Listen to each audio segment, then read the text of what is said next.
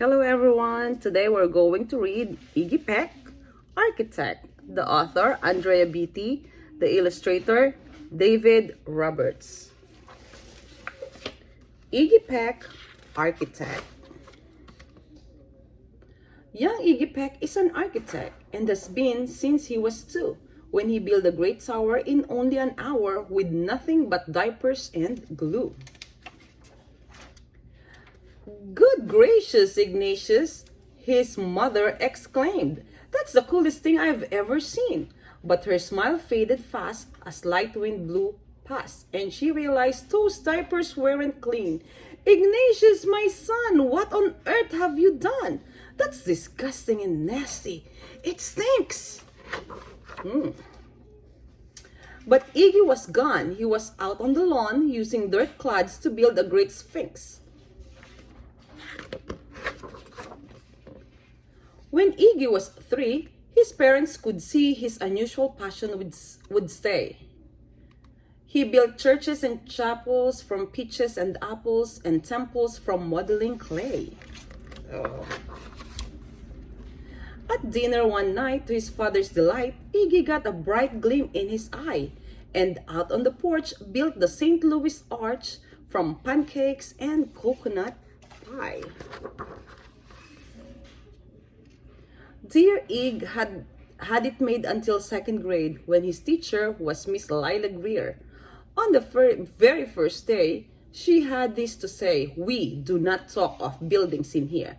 Gothic or Romanesque, I couldn't care less about buildings, ancient or new," she said in her lecture about architecture, and it had no place in grade 2.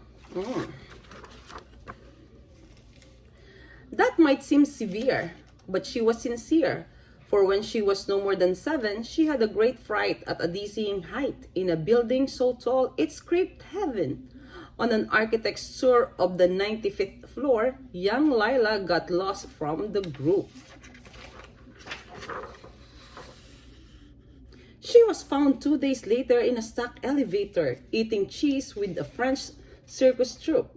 After that day, it's quite safe to say, she thought all building lovers were nuts. As a teacher, she taught that, above all, one ought to avoid them. No ifs, ands, or buts.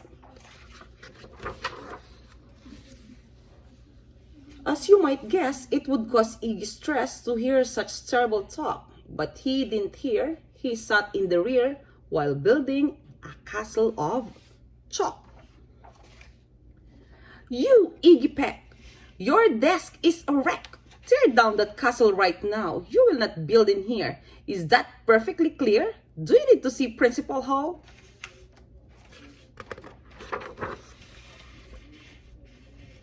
"No, ma'am," Iggy said. He lowered his head, and his heart sunk down to the floor.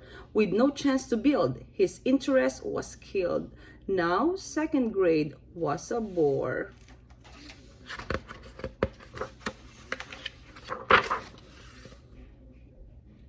After 12 long days that passed in a haze of reading, writing, and arithmetic, Miss Greer took the class to Blue River Pass for a hike and an old-fashioned picnic.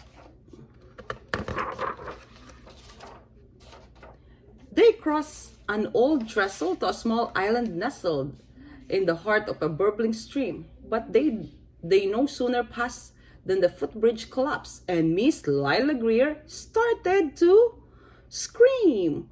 "We're trapped here, oh my, alas kids, goodbye!" Her eyeballs rolled back in her head. She dropped to the ground with a big groaning sound. Luckily, fainted, not dead. The class was amazed. They stood there quite dazed, uncertain of what they should do.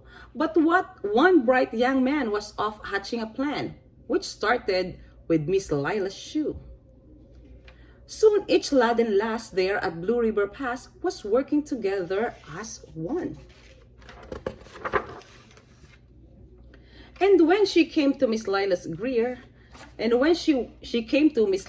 knew that something quite brave had been done. She looked in the air and saw hanging there a structure with cables and braces, And on the far side, beaming with pride, were 17 smiling young faces. Boots, tree roots and strings, fruit roll-ups and strings were stretched ridge to ridge in a glorious bridge, dangling from shoestring suspension.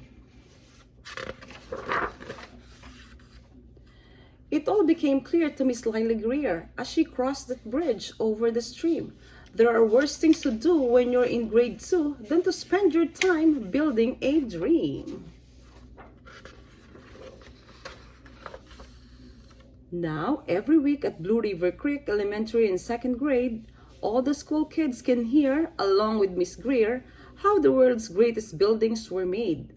The weekly guest speaker in t-shirt and stickers talks of buildings from Rome to Quebec. Of course, he's the guy who builds towers from pie, that brilliant young man, Iggy Peck.